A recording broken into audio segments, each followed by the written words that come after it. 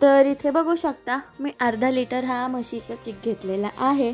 तसंच मी दूध पण अर्धा लिटर घेतलेला आहे आणि अर्धा लिटर दूध आणि अर्धा लिटर चीक म्हणजेच 1 किलो हा खरवस आपला होणार आहे।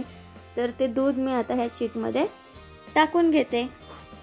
अर्धा लिटर चीक आणि अर्धा लिटर दूध मी घेतलेला आहे।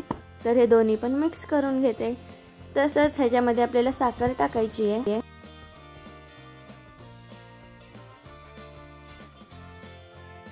तर साखर मी आता आपला हा चीक आणि दूध मिळून 1 लिटर झालेला आहे, त्याच्यासाठी मी इथं पावशेर साखर घेतली आहे, म्हणजे अशी मोठी वाटी साखर घेतली आहे।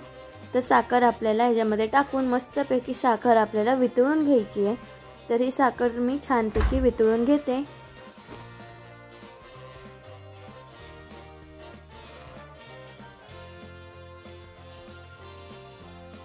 तसंच इथे एका साईडला बघू शकता मी 2 चमचे साखर आणि विलायची टाकलेली आहे। तर साखर आणि विलायची आपल्याला वाटून घ्यायची आहे। तर मी ती छानपैकी अशी वाटून घेतलेली आहे। तर साखर आणि विलायची वाटलेला आपण छानपैकी चहा गाळणीने गाळून हे खरवसमध्ये टाकून घ्यायचं आहे।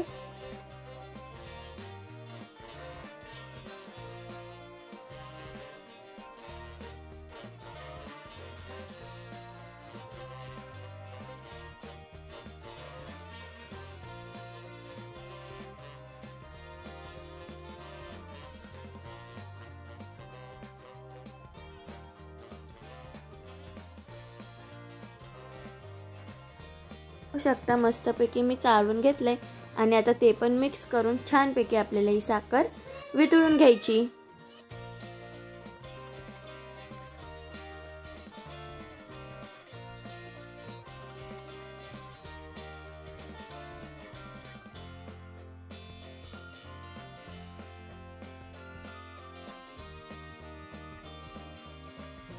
तर बघू शकता छान अशी साखर वितळलेली आहे आणि इथे मी दुसऱ्या साईडला कुकर मध्ये पाणी गरम करून घेतलेलं आहे आणि त्याच्यामध्ये असा मी कुकरचा डब्बा उलटा ठेवलाय आणि आता त्याच्यावरती मी आपण जे पातेल्यामध्ये चीक दूध मिक्स करून साखर वितळून घेतलं होतं ते पातेलं ह्याच्यावरती ठेवून आपल्याला कुकरचं झाकण लावून मस्त 5 ते 7 शिट्ट्या आपल्याला करून घ्यायच्यात।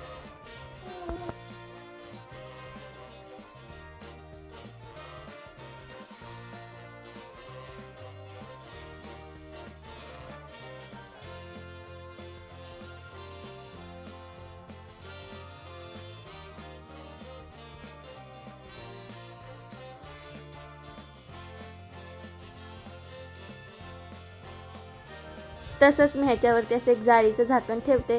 माझ्याकडे आहे म्हणून मी ठेवते, नाही ठेवलं तरी काही हरकत नाही। तर आपण झाकण लावून 5 ते 7 शिट्ट्या अशा करून घेऊ।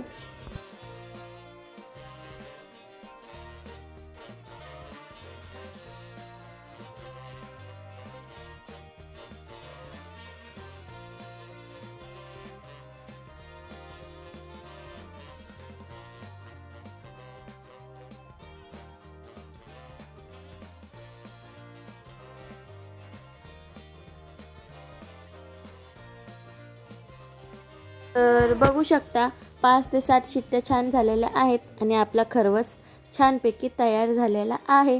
तर ही रेसिपी घरी नक्की ट्राय करा। रेसिपी आवडली तर चॅनलला सबस्क्राइब करायला विसरू नका। धन्यवाद।